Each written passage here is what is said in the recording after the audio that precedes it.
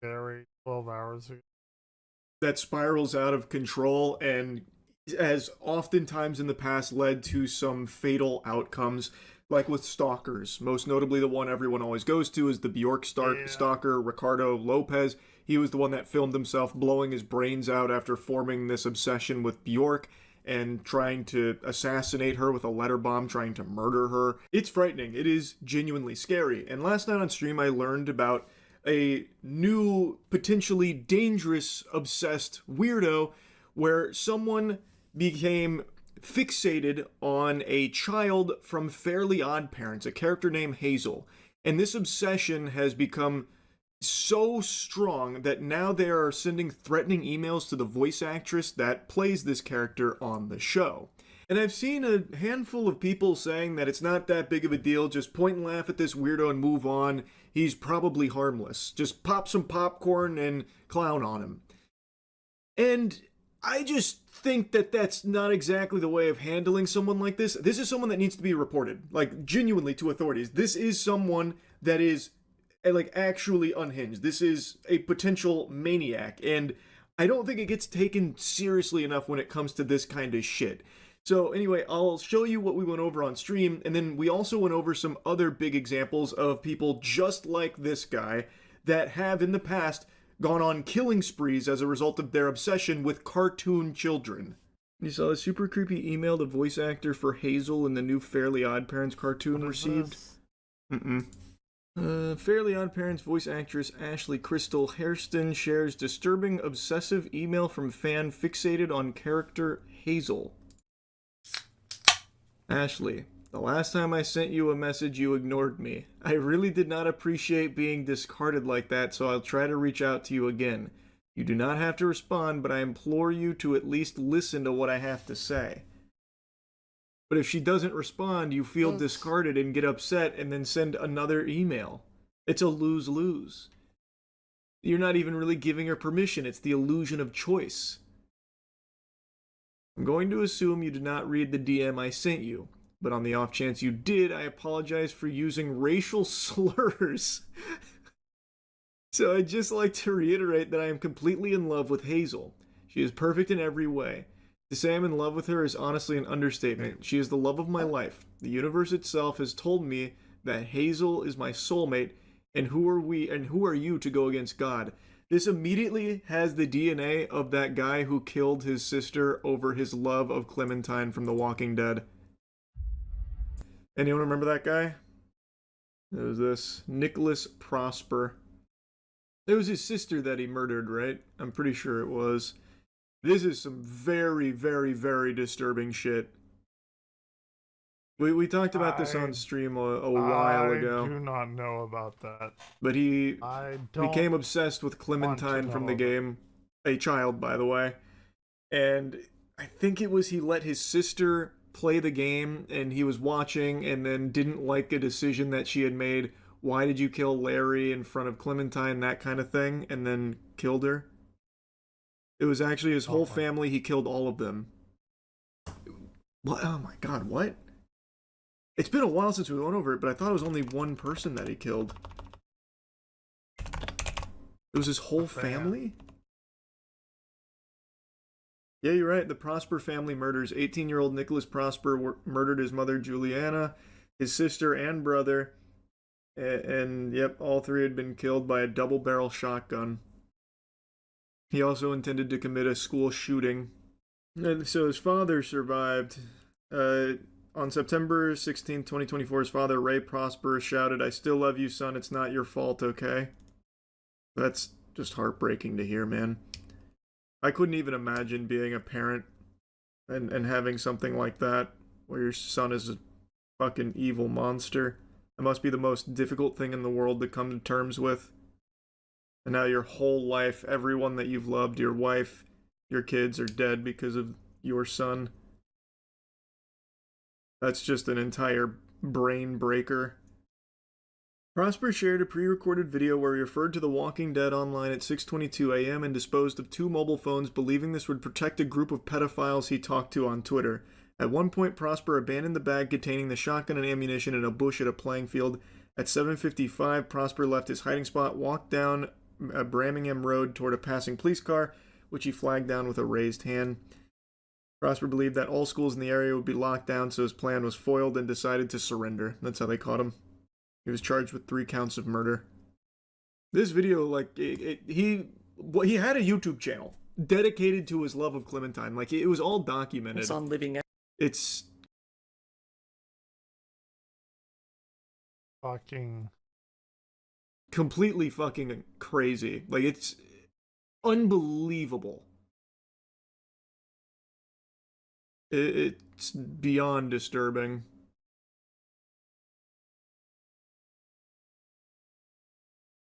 Here's one of the videos. He went home with it, and there he set up a webcam, put on his best bucket hat, and began to film a video. Right away in the video, he clearly states that, due to the decisions... I'm not saying I look great, but Giselle made in the game, he was planning on mutilating her face beyond recognition. On June 30th, my sister decided to make the only correct choices in episode 1 of season 1 of the Walking Dead games, and for that her face will be mutilated further than necessary. After mentioning his sister, he turns his attention to a video he saw on YouTube. This was gameplay footage of the Walking Dead game recorded by a channel called Living Echoes. It's just fucking horrifying, man. Sick, twisted, evil people out there. But point is, this is giving me that exact same energy. This feels like the exact same guy. This is dangerous. Genuinely is dangerous. Like, it is wacky to point and laugh at the freak, but this is a genuinely dangerous, unhinged person. What I'm trying to say is that to see you, Hazel's voice actress and co-creator, Ship Devzell, broke my heart. She's my wife and I love her more than anything. God hates you for getting in the way of Hazel's and my love. Soon you will feel the universe's wrath. Hazel is mine and mine alone. I love her, and she loves me. I will never forgive you for the hurt you have caused. I suggest you take down all the Devzell posts you made, the interviews mentioning it, and stop shipping them if you want a peaceful life. Hazel is canonically 10 years old, by the way. Well, yeah, that's pretty clear. It's Fairly Odd Parents. I don't even know if I want to do the ChrisCHAN part 4. Like, I don't really have much to do on this stream, but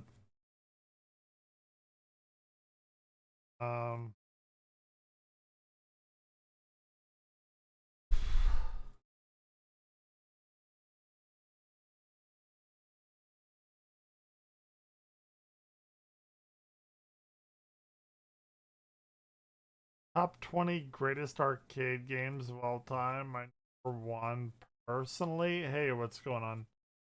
My number 1 personally is probably Gauntlet Dark Legacy, but let's see what perfect we got there. Number 20, Gauntlet. This was one of the first multiplayer dungeon crawl arcade games. Gauntlet was designed for 4 players. Well done. Treasure 100 points. There are 4 fantasy-inspired characters you can use. Thor, a warrior, Thyra, a Valkyrie, Merlin, a wizard, and Quester, an elf. It's nice to be able to mix it up, isn't it? As for the enemies, various monsters and such. Well, they do have Gauntlet on here, and I have to give them props for having Gauntlet on here. But what I want to own before I die, there's like 2 things that I want to own before I die, and one of them is a Barry saxophone, a good $5,000 or $6,000, and one of them is Gauntlet Dark Legacy, a cabinet, an arcade cabinet, which is about the same, actually, not gonna lie. So it's a lot, but I'm glad they give Gauntlet 1 some respect. Very good. Anyway. In addition to defeating those, you have to navigate mazes and gather treasures. By It's 1986, good, Gauntlet was pretty neat topping that all sorts you're of charts. It was actually cleaning up originally the called place. Dungeons, partly inspired by Dungeons & Dragons, shit. but the name Gauntlet certainly made its own mark. Yeah, Gauntlet's Number 19, Daytona USA. Buckle up for this one. For racing game lovers, it's hard to beat Daytona USA. Gentlemen, I enjoy racing games, but like arcade racing games, I don't know about this.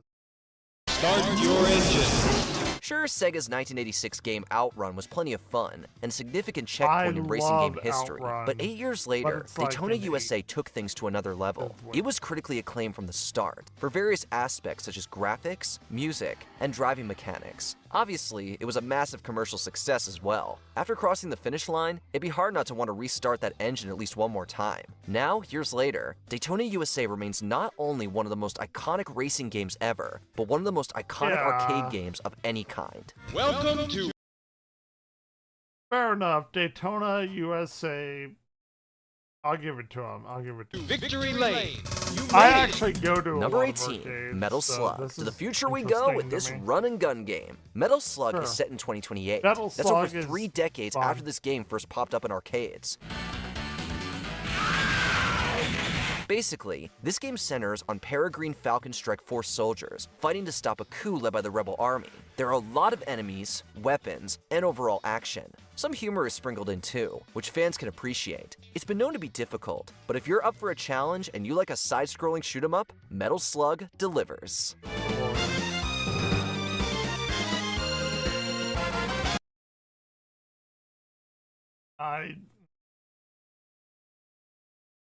It's a very fun game. Metal Slug. Number 17, Double Dragon. In this co-op Double game, you Dragon, play as either super Billy dope. Lee or his twin brother Jimmy. I'm gonna tell you a little bit about Evan Lair's background. Double Dragon. So I bought the game on Game Boy, like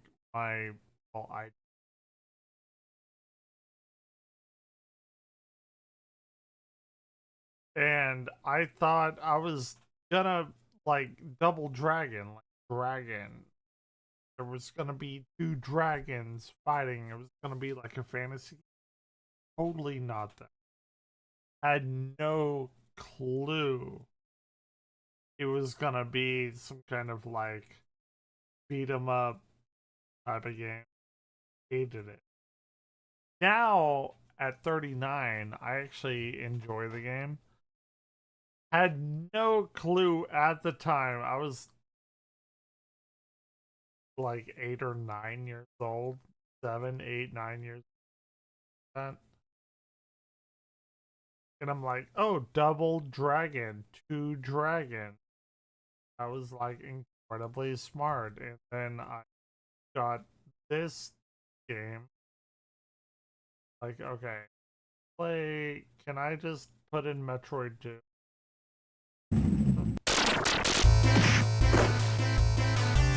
Billy Lee's name comes from Bruce Lee, and his character Billy Lowe in the film Game of Death. Double Dragon is one of the defining beat-em-up arcade games, setting the stage for a golden age in the genre that occurred in the late 80s and 90s. In the game, you encounter a bunch of enemies who you fight using a variety of moves, punches, kicks, and some dirtier tricks. It's not Bruce Lee's style, or any real martial arts style for that matter, but it sure is a blast in the arcade.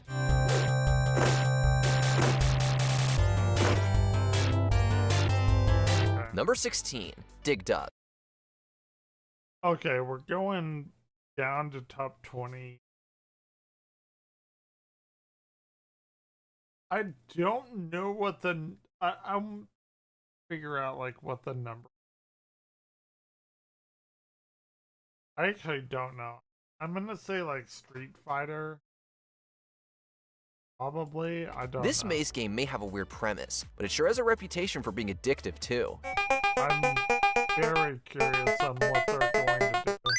In Dig Dug, You're armed with an air pump, which you can use to inflate the enemies to the point of explosion. Yeah, it's strange, but fun. Look no further than the arcade in Hawkins, Indiana, where Dig Dug is a meaningful game to both Dustin and the high score holder Mad Max. Good luck beating that. There's no way that's Mad Max. Yeah, girls don't play video games. And even if they did, you can't get 750,000 points on Dig Dug. In addition to its gameplay, Dig Dug is known for its layered strategy. The memorable name lives on all these years later, after its introduction in 1982.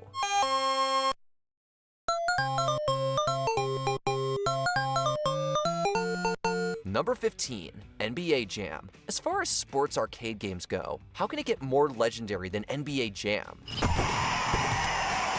Pimpin'! Sure, it's not by any means a realistic representation of basketball, but that's actually what makes this game so awesome. I actually played the fuck out of it. I didn't know like who I was or what time. And so I was like still developing my Evan Blair-ness at the time. But like NBA Jam, in Mortal Kombat, in Mega Man, in all of the NES games like we played at the time. Yeah, I did some NBA Jam.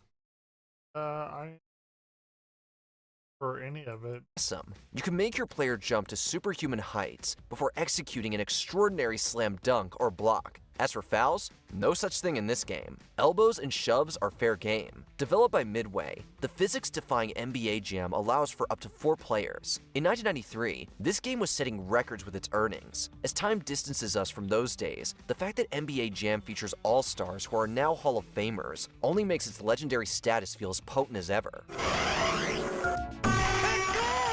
Number 14, Pong. Simplicity can be brilliant. In essence, Pong is 2 players controlling their respective paddles on opposing sides of the screen, trying to make contact with a small ball to return it.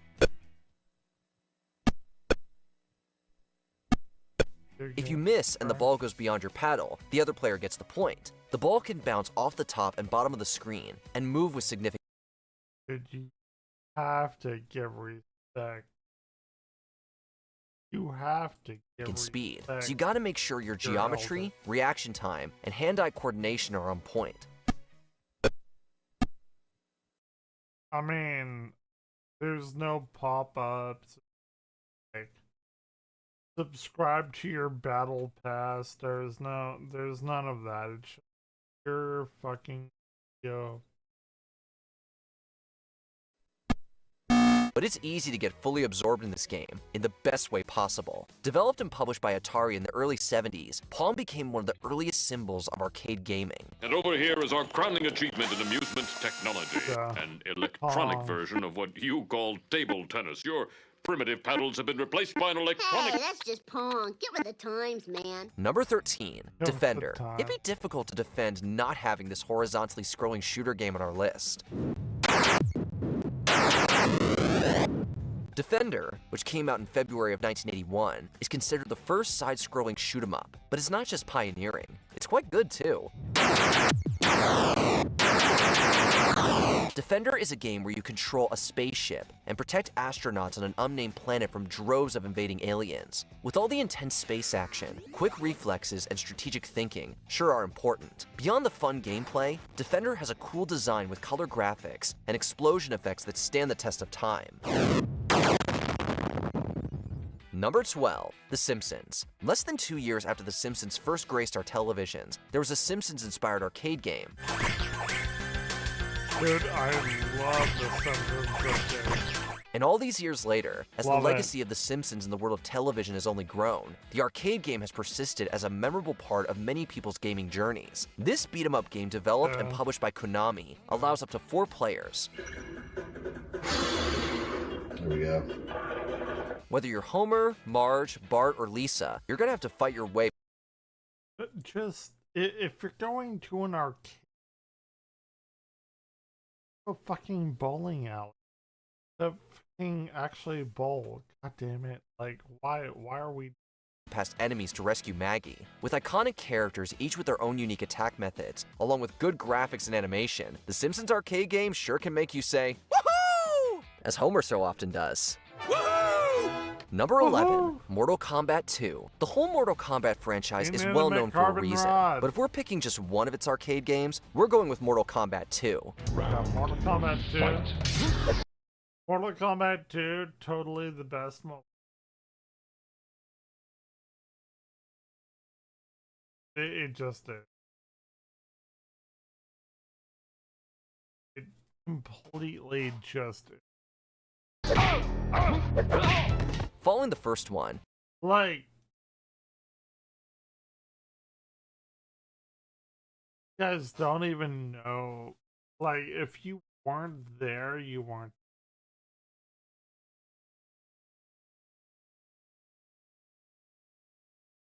There were so many secrets, so many. Well, secret. The secret. Like, you. I feel bad for people that weren't there in the Mortal Kombat 2 era. Like, oh my god. You are. I feel bad for you. which was certainly good in its own right. The 1993 sequel enhanced the gameplay and added more when it comes to the mythology, characters, and fighting moves. The lead programmer even said that Mortal Kombat 2 included everything they wanted to put into the original, but did not have time for. With striking graphics, eye-catching animation, and intense action, Midway's MK2 was an instant success. Mortal Kombat 2 was an arcade experience that you had to be. And that's super shitty. Financially, culturally, and you critically. weren't there. The violence and gore brought controversy, but that notoriety really just added to its legendary status. I rule this world. 100%. Number 10, Galaga. A sequel to the successful 1979 game Galaxian, Galaga introduced a few new features to the well-established formula, creating a bigger and even better game. I genuine like we have 10 more. I don't even know what they're going to. New to the sequel was the ability for players to become captured by the boss Galaga via his tractor beam. Hot off the heels of Space Invaders, Galaga's success led to many copycats looking to get in on the shoot-'em-up craze, and with its legacy still being felt today, Galaga really earns its spot in know gaming history. What they are going to do. Number 9, Star Wars Trilogy Arcade. Star Wars is no stranger to the arcade scene, even with the first arcade game going as far as being a pioneer in 3D gaming. I'll give it that. Fair enough. Trilogy Arcade, though, is the game that capped off the 90s in style, and is considered one of the decade's best. Shoot down the one on Vader's side first. It's a rail shooter in which the players reenact major scenes and battles from the film trilogy, including the popular Battle of Hoth and the Endor speeder bike chase. No matter what world we're battling on, or what ship we're flying, Star Wars is more important to gaming than we realize.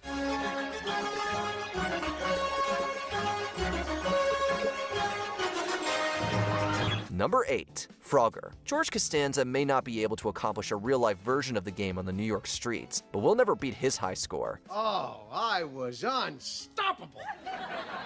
Perfect combination of Mountain Dew and mozzarella. Just the right amount of grease on the joystick. Considered a classic from the golden age of arcade games, Frogger has been played by pretty much everyone. The player controls a frog as it makes its way across a road and river, avoiding fatal obstacles. Frogger was a sensation, becoming one of the most popular arcade games of the 80s, and when it made a transition to home consoles, it sold 20 million copies. Still enjoyed today in its various ports and remakes, Frogger will always be a video gaming icon. Number 7, Asteroids. One of video games' most popular titles, Asteroids was a true pop culture phenomenon. Using hardware previously seen in Lunar Lander, the object of the game is to control your spaceship and shoot oncoming asteroids while trying to avoid the resulting debris. The game was immensely popular upon release, earning arcade operators roughly $500 million, and some even had to install larger coin boxes in order to accommodate the game's demand. Even with its simplistic graphics, Asteroids is a timeless classic. Number 6. Teenage Mutant Ninja Turtles: Turtles in Time. This badass beat-em-up game based on the popular 80s cartoon series came to us when Konami was still cool. Yes, we're still harping on that joke. The game allowed up to 4 players to control the popular turtles as they beat up enemies in the sewers and other various memorable settings set throughout time. Praised for staying true to the characters, the game was also a blast due to its exciting cooperative gameplay and its memorable soundtrack. Number 5. Centipede. In this classic fixed shooter game, you control the bug blaster and shoot the segments of a centipede while avoiding enemy fleas, spiders, and scorpions.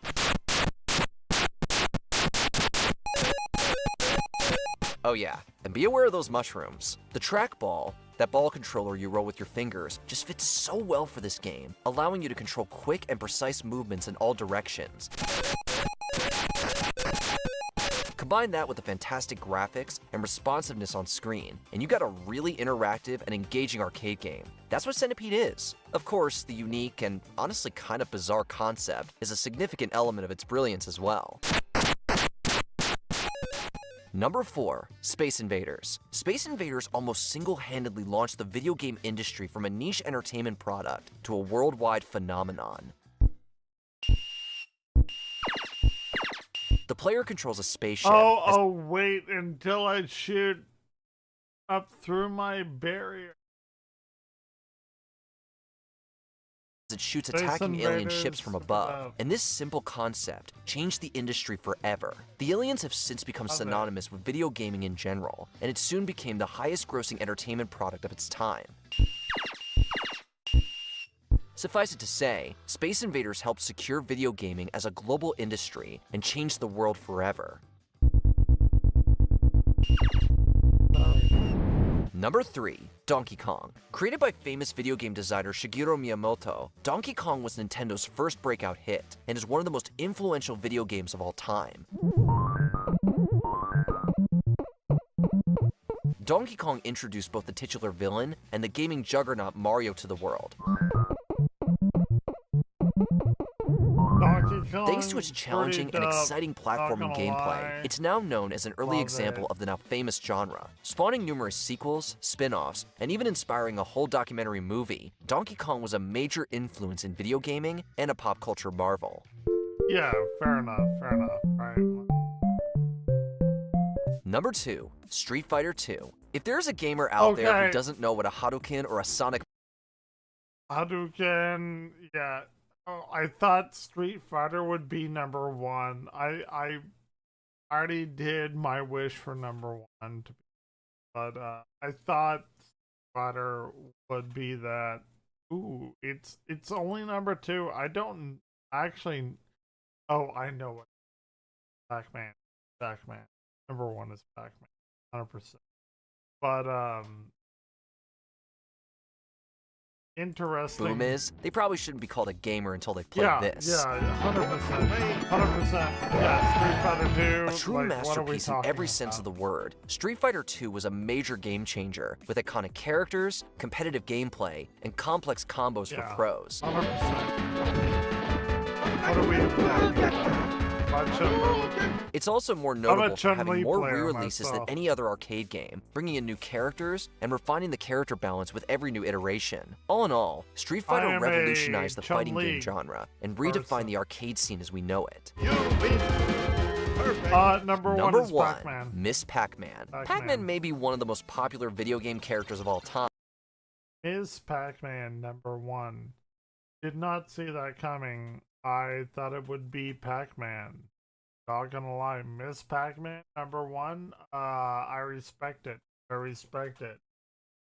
Miss Pac-Man, different stages. I respect it. But it's his wife that not only has the better game, but the best arcade game ever. True. The goal of these games, as we're sure you know, True. is to get the character to eat the dots while traversing a maze and avoiding the famed ghosts. I will. However, what sets Miss Pac-Man apart is that her game has multiple mazes, forcing the player to quickly change and adapt new strategies as they progress. Because of these new mazes, the game is still incredibly fun to play today, as it was decades ago, making it our pick for the best arcade game of all time. 100%. Which of these arcade games ate up the most of your coins? Or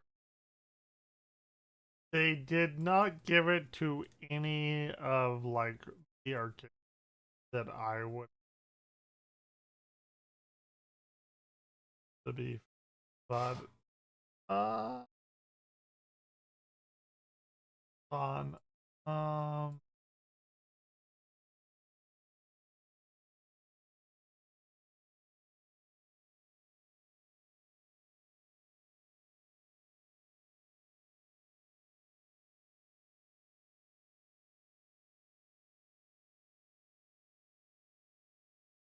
Okay.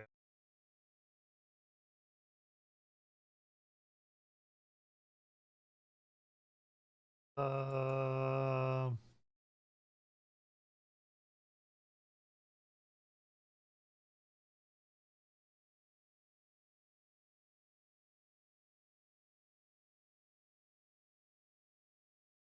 Fair enough.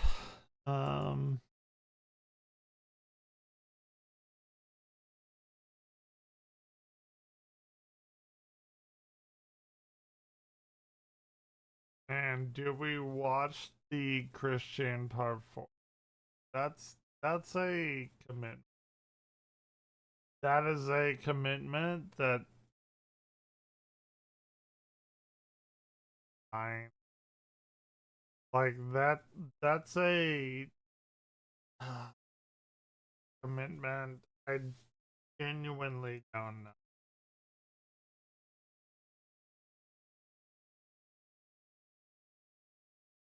I'm doing it. I'll do it. What keeps us fascinated? This is the story of ChrisCHAN.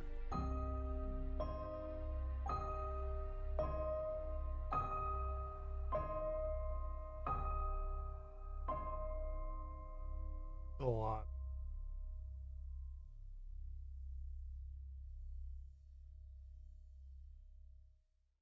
With the completion of Sonichu Issue 5 on June 20th, 2006, the story strays further and further away from Sonichu and makes ChrisCHAN I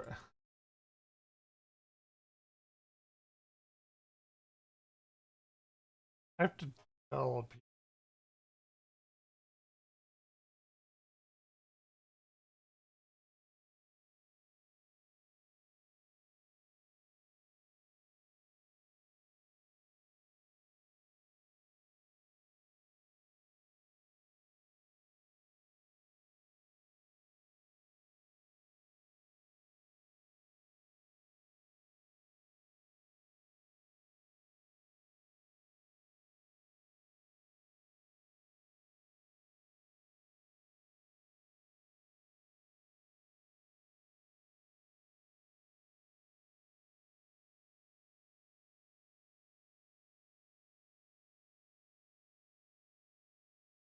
Say I'm sorry.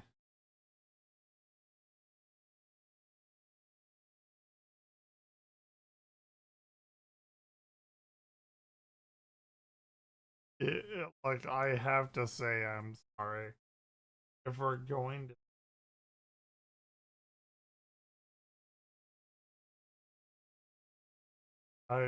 the main character, with the plot of the comic closely mirroring his own life. The comic begins with his friend Sarah Hammer's wedding, with Chris attending in spirit, possibly alluding that he didn't attend her actual wedding in spirit. The episode also introduces two new characters, Megadula Skunk, based on a character created by his friend Megan Schroeder, and Sailor Megtoon, indubitably symbolizing Megan herself. He briefly fights off Wes Isley, and at the end of the episode, Sarah thanks him for all the childhood years they spent together and wishes him good luck on his advances towards Megan. Sarah throws her bouquet at him, and he catches it, believing that this meant his own wedding would come shortly.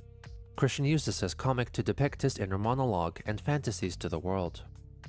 I love Megan, yet she's not ready to return or seek it. I'd feel better if I could chat with her on the phone, although she's uncomfortable doing that. Our email communications are okay, but speech speaks louder than typed words. The artwork also changed to an unmistakably anime and manga style, perhaps in an effort to appeal to Megan even more.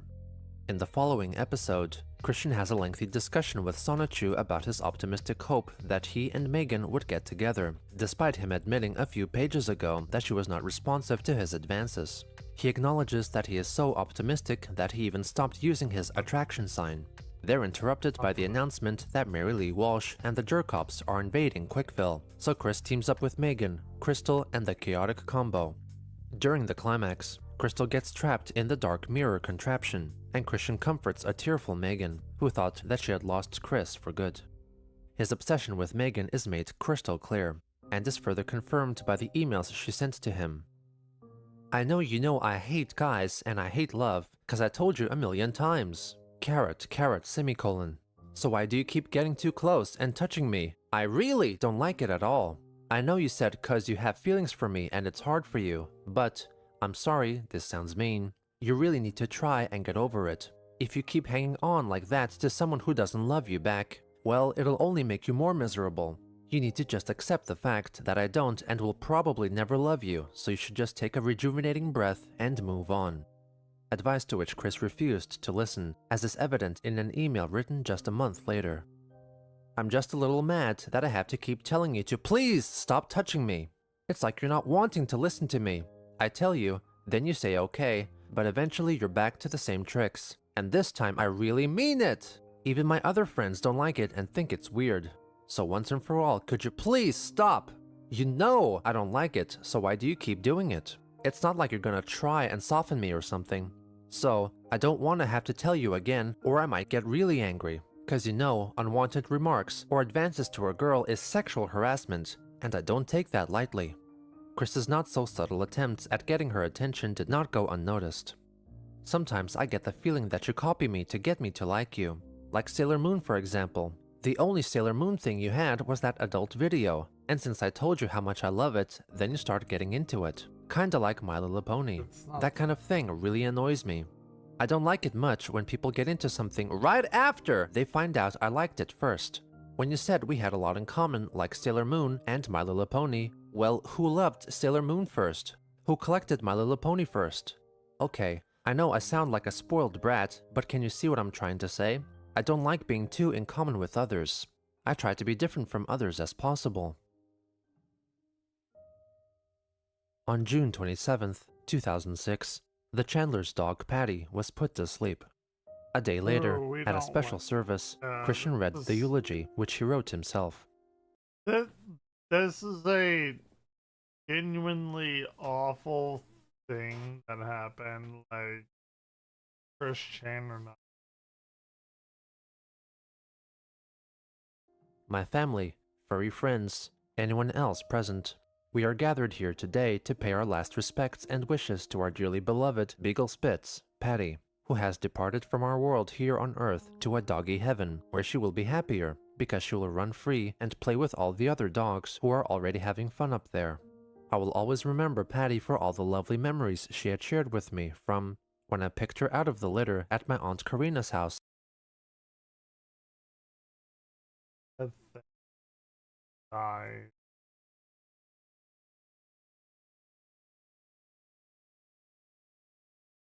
I know it's a weird thing to think.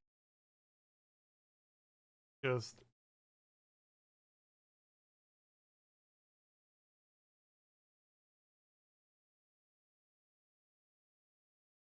yeah, and just something dies.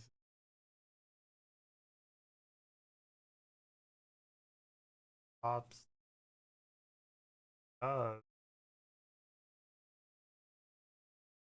And feeds back to what ball of dirt In Red Oak, Virginia. The time I watched my old best friend, Sarah Hammer, take Patty by her front paws and danced a bit. The times I've watched her stand on her hind legs and then rewarded her with a biscuit bone. The times I've just sat with her in the yard and petted her head. I've always given her a bally scratch, where I stroke her head with all 5 fingers like as if I was gently squeezing a rubber ball. The many times I fed her a can of food and a cup full of dry food, and refilled her bucket with fresh water so she can drink it and wash her face. When Patty was brought to the vet on that fateful day, I was distraught with fright and concern for her health. I stayed with her during her final moments with a hand on her head and a tear in my eye. When my mother was brought the paper that gave the doctor permission to send her on her way, I didn't want her to be the one to sign it. I raised Patty since she was a 6-week-old pup, and I wanted to take the strain for signing the one-way ticket. It was hard for me, but it was for the best. So I signed that paper with a crying Sonichu face saying, "We love you, Patty." After that, I gave her my final pets: hug, hand to paw hold, eye contact, ear rub, cheek to fur rub, and I sadly waved her for the final time, and I said, "Goodbye, Patty. I love you." As I stood outside, I heard Patty's last barks saying, "I will always love you, Chris. Thank you." This is incredibly bad.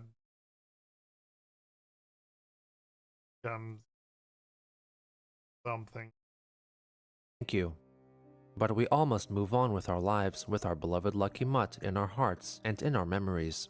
So, Patty, may your old doghouse and surrounding flowers forever memorialize your beloved heart, your barks at the stars and strangers, and your loyal love that you have blessed upon me and my family and friends. Bark on, and rest in peace, our beloved Lucky Patty. What would you do for a PS3 and a chance to be on Robot Chicken? In November, programming block Adult Swim held another contest, this time encouraging viewers to submit a video wherein they would say what they would do for a PlayStation 3 gaming console for the chance to win a PS3 and a guest appearance on the Adult Swim series Robot Chicken. ChrisCHAN's video featured his own makeshift PS3, which was in fact a PlayStation 2 encased in a mix of Lego and pixel block pieces. Hello, my name is Christian Weston Chandler of Ruckersville, Virginia. What would you do for a PS3? What I would do for a PS3? I tell you what I do. Well, if I had the money, I'd wait in line, like all the other people did with their tents and all that good stuff. I'd throw away the cure for autism if I had it, because I want to get rid of that doggone lifelong curse that I've had. And, oh yeah, I would trade in my PS2 for another thing. Or, otherwise, I'd make one from wood if it was hard enough. But you know what I did? I did it. I made one from Legos and pixel blocks. And believe it or not, I actually play Guitar Hero on this thing. Thunder Horse! In the beginning of 2007, ChrisCHAN started working on a DVD called Yep, I'm on TV, which would become a collection of all his TV appearances and his homemade videos, in addition to a slideshow of his pictures up to 2007. He planned to make and send it to only a small selection of people, including Mrs. Sanford, with whom he got in touch via email. You may be able to help me in a portion of it now. There will be a slideshow projected from my PlayStation Portable, featuring not only pics of me growing up, but the friends, teachers, and relatives I've known and remembered, either from heart, like herself, as well as yearbook signatures. As for what had happened during PVCC, this is happening on this little small speck of dust that we call this. By the way, this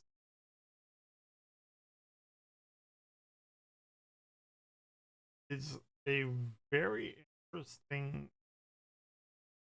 time. The entirety of the universe which we live. Is this something special or something not? I genuinely in a nutshell, don't know. about midsummer 2003, I realized upon revelation that I needed a girlfriend to make into a sweetheart from the ground up. So with a sign, which I've later realized that it made me look slow-minded, The R word. I've started my enduring love quest.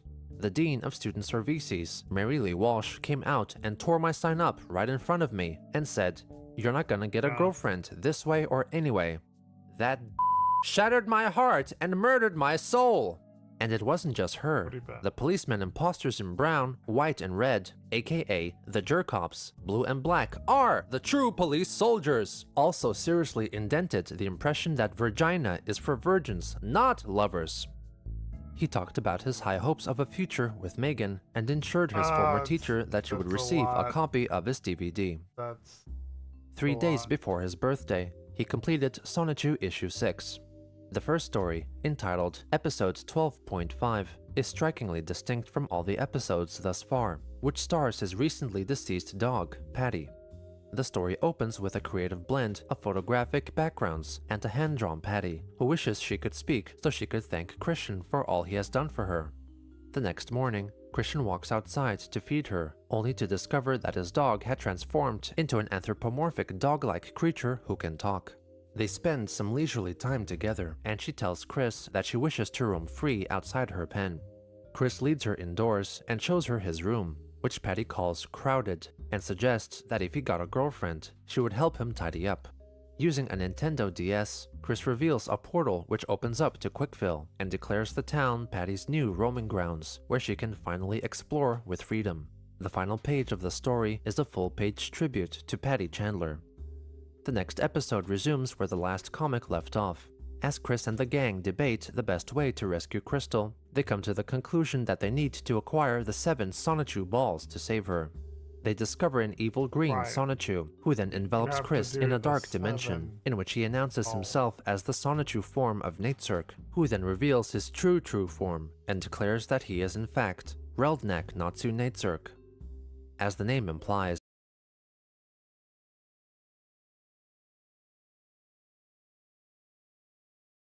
oh my god, I don't even... he is completely the opposite of ChrisCHAN, with his semi-bare chest symbolizing his raging homosexuality, which horrifies and offends Chris. Meanwhile, Black Sonichu announces he has turned his back on Natesurk, and now he is on friendly terms with Chris's friends, and has also developed a romantic interest in Bubbles. Chris and Natesurk transform into their Sonichu forms and battle until ChrisCHAN somehow ends up back in Manchester High School. Just as Natesurk is about to deal the final blow, a phantom basketball knocks him unconscious. Chris is woken up by Megan, who tells him that Natesurk fell into a coma after hitting his head on the bleachers and is currently in the hospital.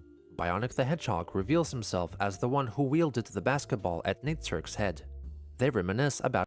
Again, I totally have to say that I think it's so interesting that this person has been making this comic for 30 years. 30 years. I'm gonna give him a 10-year leeway, 30 years. Nothing has gotten better. If you draw and or make a comic for, you would think that thing would have gotten better. No, you're wrong. Wrong. You are wrong on every single thing, on every statute that you said. Old times, and how Chris hasn't drawn Bionic since 2004. Chris laments that he is 25 years old, having never even had a date, but it shouldn't matter. The dialogue suddenly becomes a promo for his up-and-coming "Yep, I'm on TV" DVD, which would not be available for purchase. The scene cuts to 10 weeks later, when Natesurk awakens from his coma, with a fiery urge to murder Bionic the Hedgehog. On February 24th, 2007, ChrisCHAN celebrated his very special 25th birthday. He held the joint birthday and DVD launch party at what appeared to be the game place. To mark the special occasion and to instill his wisdom unto others, he recorded his important message video, in which he reflects on all he has learned over the course of his life. He wished for it to become an educational video shown in schools, but this goal has yet to be accomplished. Hello, ladies and gentlemen, girls and boys, and dudes of all teenagers, as well as the gals. My name is ChrisCHAN. I am here, and y'all are there. This message is for everyone of the present and the future beyond this date, February 24th. Are in the future.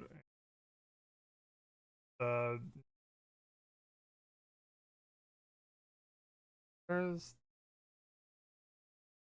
2007, my birthday, my 25th birthday.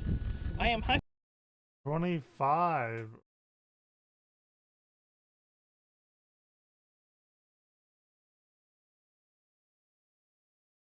functioning autistic, and in my 25 years, I have seen and learned so much. And today, I intended to share some wise words that I hope each and every one of you will take to heart and allow for yourself and everyone else a better, brighter future. He encourages his audience not to take up dirty habits like drinking or smoking. You fucked up on one. You should avoid at all costs Smoke, smoking, drinking alcohol, and intaking similar icky, dangerous stuff. And smoking will eventually cause cancer, and you'll be more likely to get heart attack, viruses, and your life will be cut drastically short. Well, my life has been incredibly long.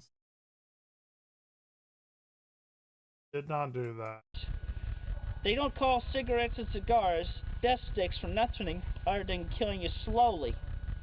If I could, I would take every last ounce of tobacco, put them on a rocket, and shoot them up to the moon.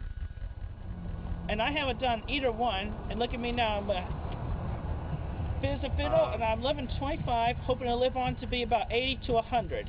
He then encourages boys to buy a My Little Pony figure to get accustomed to the female form and pretend to treat it like the girl they like. Now, among the better things you should definitely try before despising is some of the hot... Oh, I will restart this whenever I come back.